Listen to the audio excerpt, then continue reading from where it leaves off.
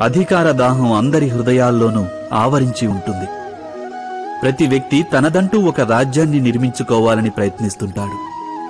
అయితే ఆ రాజ్యం కురురాజ్యమంత పెద్దది కావచ్చు, లేకపోతే కుటుంబానికే పరిమితం కావచ్చు.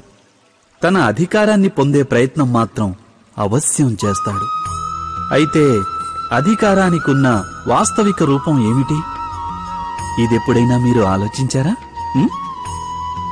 ఒక మనిషి ఎంతమంది జీవితాలను ప్రభావితం చేయగలడో, ఎంతమంది జీవితాలలోని స్వేచ్ఛను అతను నియంత్రించగలడో అంత ఎక్కువ అధికారాన్ని అనుభవిస్తాడతను.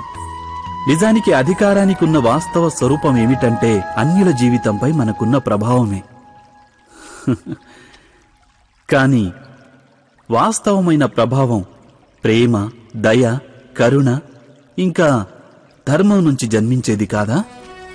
ఎప్పుడైతే మనిషి అధర్మంతో, కాఠిన్యంతో అధికారాన్ని పొందే ప్రయత్నం చేస్తాడో అప్పుడతను ఇతరుల హృదయంలో విరోధానికి, విద్రోహానికి అంకురార్పణ చేస్తాడు.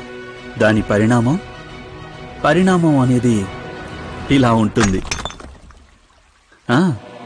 కొంతకాలం పాటు అతను తను బలసంపన్నుడు, శక్తిశాలి అనే అపోహలో ఉంటాడు. కానీ అది నిజమైన అధికారం కాదు. ఈ కారణంగానే భృగువు, వశిష్ఠుల వంటి ఋషుల్ని ఈనాటికి పూజిస్తున్నారు. కానీ రావణుణ్ణి, హిరణ్యకశిపుణ్ణి కాదు. ఈ విషయం మీరు అవశ్యం ఆలోచించాలి.